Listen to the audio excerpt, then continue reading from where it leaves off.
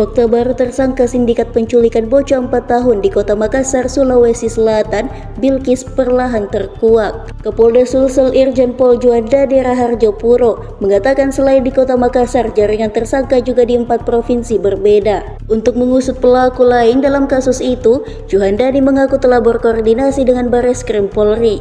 Pengusutan kasus penculikan Bilqis itu, kata Juhandani, adalah komitmen Polri dalam mengimplementasikan pedoman hidup Tribrata Polri. 4 tersangka penculikan bocah 4 tahun Bilqis di Kota Makassar, Sulawesi Selatan terancam 15 tahun penjara.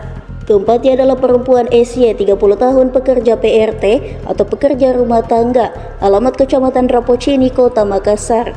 Kedua perempuan NH berusia 29 tahun, pekerjaan pengurus rumah tangga, alamat Kecamatan Kartasura, Kabupaten Sukoharjo, Provinsi Jawa Tengah.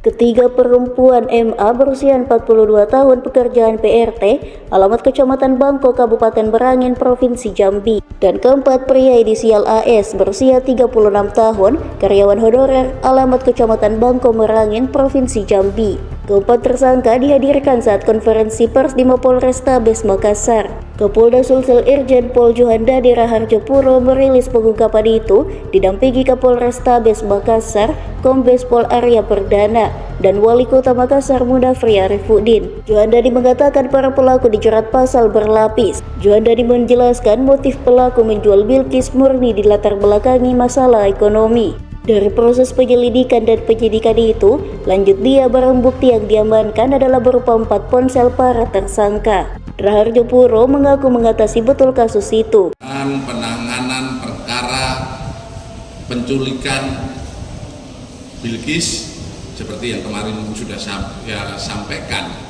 di saat rilis di Poltabes Makassar, ada hal-hal yang terus berkembang, di mana perkembangan ini ada beberapa TKP yang kaitannya dengan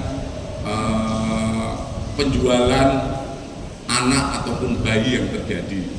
Saat ini tersangka sudah berbicara terkait TKP lain, yaitu ada TKP di Polda Bali, kemudian TKP Polda Jawa Tengah, TKP Polda Jambi, dan TKP Polda Kepri.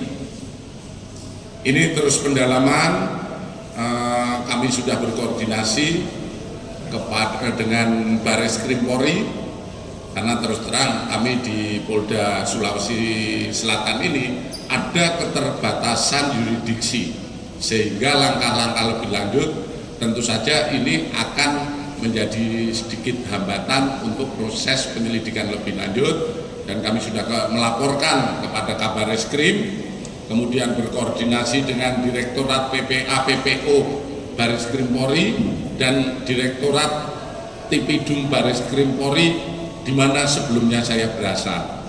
Ya, jadi sudah kami koordinasikan, mungkin dalam waktu dekat dari Bareskrim segera melaksanakan asistensi terhadap penanganan yang dilakukan di Polda Sulawesi Selatan.